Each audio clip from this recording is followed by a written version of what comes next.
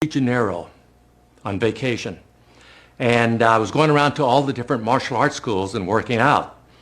And every school I went to, the name Gracie Jiu-Jitsu kept popping up. And they said, oh man, the Gracie Jiu-Jitsu, ooh.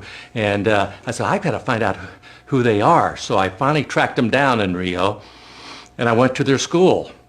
And I met Mr. Gracie, the father. I met Rickson Gracie, who was the world champion at that time, and Hoist Gracie. And so I asked them if I could work out with them. And they said, very cordial. They said, of course. And I was a black belt in judo, so I thought I had some pretty good grappling skills. Anyway, I got on the ground with Rickson Gracie. And it's like I'd never had a lesson in my life. He played with me. And then I worked out with Hoist for a while. And then Mr. Gracie said, Chuck, let's you and I grapple. Well, Mr. Gracie's about this big. And I said, okay. So we got, started working out, and I got him down, and I mounted him. And he says, okay, Chuck, punch me.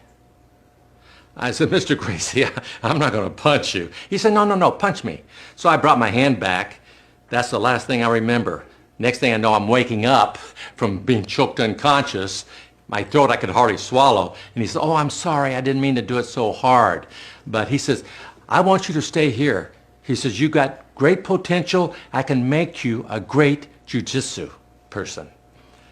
And unfortunately, I was getting ready to do a movie, and I couldn't stay there. But I went back to L.A., and I started training with Rickson Gracie, who had a school in Los Angeles. And I started training with the Machado brothers, who are the cousins of the Gracies. And I've been with them now for 28 years.